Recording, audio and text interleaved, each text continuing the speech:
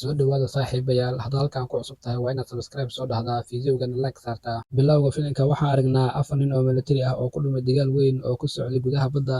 Naagtan ayaa ka dhacaynaysa TV-ga waxayna leedahay waxay ahaayeen fuliyaal waxayna ka carareen goobta dagaalka. Ninkan ayaa bilaabaya inuu haraantile kala tuuro TV-ga. Dhanka kale waxaa aragnaa kuleej ku yaala magaalada. Ardayda fudada badan ayaa waxay garaacayaan arday ka mid ah ardayda.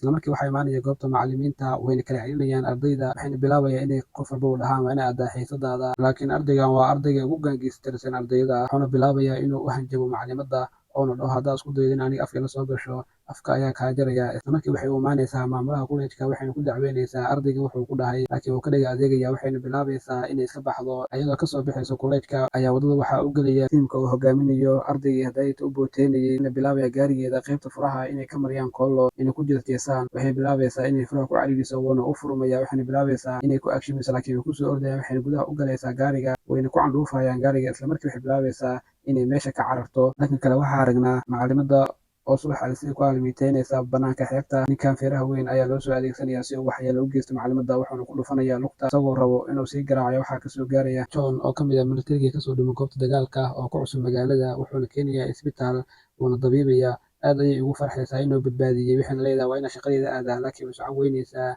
John ayaa dhahaya ma socon kartid waa inaa halkan jiifataa. Waxay leedahay aniga kuleej ayaan dhigaa xiisad ayaana baxshaa waa inaa isii dabartaa intaa xanuunsanahay. John ayaa bilaabaya inuu la hadlo maamulka iskuulka oona dhaho booskeeda ma geli karaa maalmaha ay xanuunsan tahay laakiin nasiib wanaag waa laga ogolaanaya John inuu imaado shaqada. John ayaa kuleejka waxaa kusoo dhaweynaya maamulka kuleejka wuxuuna kala baraya galaasmada wuxuuna u diraya galaaskiisa. John ayaa wuxuu imaanaya galaaska John loo dhiibay waa galaaskan oo joogaan ardaydan saan u fudada badan wayba iska baashaalayaan mana u eka arday iskuul dhigata. John ayaa banaanka galaaska wuxuu ku arkaya wiil iyo gabar zuqluuqaya wuxuuna leeyahay waa inaa gudaha u gashaan galaaska aana joojisaan anshax xumada. Markuu gudaha usoo galo galaaska John aad ayuu u naxaya wuuna la yaabaya waxaan arday umaba eko wayna iska baashaalayaan oo galaaska waxay ka dhigeen galaaska makhaayad oo kale kamid ah ardayda fudada badan ayaa soo tuuraya gasac. Ardayga ugu gaageysan ayuu leeyahay maadiga ayaa gasaca soo tuuray. Ardaygan ayaa wuxuu bilaabayaa inuu caay ugu heeso ardayda dhanna waxay bilaabayaan inay u sacbiyaan laakiin John kama xanaaqayo wuu ku farxaya wuuna ku dhiirigelinaya taalantigiisa. John ayaa imaanaya qaybta macallimiinta macallinkan is baranayaan waxaa dhiga ayuu leeyahay taariikhda iyo xisaabta halka gabadhan ay leedahay aniga waxaa dhigaa sayniska. John ayaa wareysanaya macallinkan wuxuu leeyahay maxaa ka qaldan ardayda wuxuuna u tagayaa maamulka wuxuuna leeyahay waxaa ii dhiibtay ma aha galaas ee waa xarun gaangeyster wuxuu leeyahay nabad xafiiska ina geeya xafiiska ayuuna geenayaa wuxuuna ugu sheekeynaya in kuleejkan iyo kuleejka ugu fiican dadka kasoo baxan ah ee wax qabsadeen. Isla markii uu bilaabaya inuu u hanjabo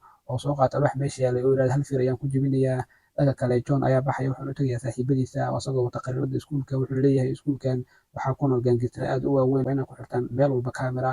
Subaxii ayay bilaabayaan shaqadooda waxayna bilaabayaan inay iskuulka dhan meel walba ku xiraan kaamira gudaha iskuulka waxay ku xirayaan kaamirado. John ayaa subaxii kale si nabada usoo galaya fasalkiisa wuxuuna bilaabaya inuu wax qoro. Arday ka mid ah ardayda ayaa kusoo tuuraya gasac sidii shalay laakiin wuu ku celinayaa.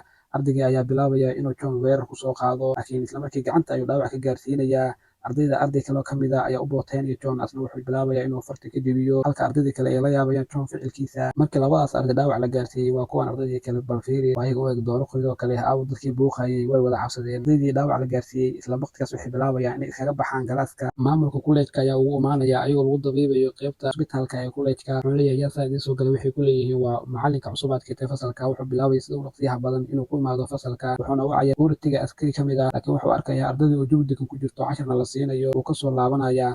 Waqtiga ayaa dhamaanaya isla markii waxay bilaabayaan ardayda inay kala daliistaan ee break aadaan. John ayaa bilaabaya inuu isla markiiba boorsadiisa kana fiiriyo kaamiradii lagu xiray ardayda waxay sameynayaan waqtiga breega laakiin isla markii wuxuu arkayaa maamulka oo kusoo socda fasalkiisa sida ugu dhaqsiyaha badan wuxuu daminayaa kaamirada. Maamulka ayaa usoo galaya wuxuuna leeyahay aniga arday wax ii baraya ku dhehe ma ii garaac baa ku dhahay. Isla markii waxaa aragnaa John iyo asxaabtiisa oo dhegeysanaya koolka oo ku hadlayo maamulka kuleejka. Dhanka kale John ayaa wuxuu keenayaa gurigeeda macallimadii lugta laga jebiyey. Dhanka kale waxaa inala tusayaa John oo imaanaya maalinkii saddexaad kuleejka laakiin maanta ardayda waxay u fiirinayaan sidii maalintii hore ka wanaagsan. Isla markii John ayaa siinaya cashiro ardayda faraxsan ayayna baxayaan. John oo ku dhex fakaraya galaaska ayaa usoo galaya maamulka wuxuuna leeyahay shaqo fiican ayaa wadaa ku soco wuxuu leeyahay waad mahadsan tahay laakiin John ayaa isla markii wuxuu bilaabaya inuu kaamiradiisa kala furto wuxuuna kaamirada ku arkayaa maamulka iskuulka iyo ardayga ugu gaangeystersan ardayda oo ku jiro musqusha wadan sheekeysanaya. Isla markii John wuxuu fiirinaya daaqada wuxuuna arkayaa tiim hubeysan inay u taagan yihiin banaanka wuxuu bilaabaya inuu xirto jaakadiisa difaaca oo lana soo baxo biskooladiisa una soo baxo banaanka. Isla markii John bilaabaya inuu si dhaqsi lagu laabto gudaha isla markii tiimkan ayaa bilaabaya inay soo bursadaan ayagoo ogeyn inuu og yahay ayay soo bursanayaan waxayna gudaha usoo galayaan kuleejka. Maamulka kuleejka ayaa wuxuu wacaya security-ga wuxuuna leeyahay waa inaad ninkaas u dhaqsiyaha badan soo qabataan. Qolka macallimiinta iyo ood kusoo galaya John wuxuuna leeyahay macallimada waa inaad madaxaada hoos u dhigtaa tiimkii gaangeystirinta hubeysan ayaa soo galaya. Hal ka mid ah security-ga ayuu gacan ku dhigaya, wuxuuna leeyahay waa inay biskooladihiin dhulka dhigtaan. Ayaa bilaabaya inuu biskooladiisa geliyo qaybta boostada, maadaama uu ka waaya aragsan yahay. Wuxuu bilaabayaa inuu mid walba buug ku dhaawaco, isla markii wuxuu bilaabayaa inuu ayaga dhan buugaagta ku dhaawaco mid ayuuna bilaabaya inuu daaqada ugu soo tuuro kuleedka daaqadiisa sare. Ardayda banaanka kuleedka ku ciyaaraysay ayaa arkaysa, wayna kala cararaysaa.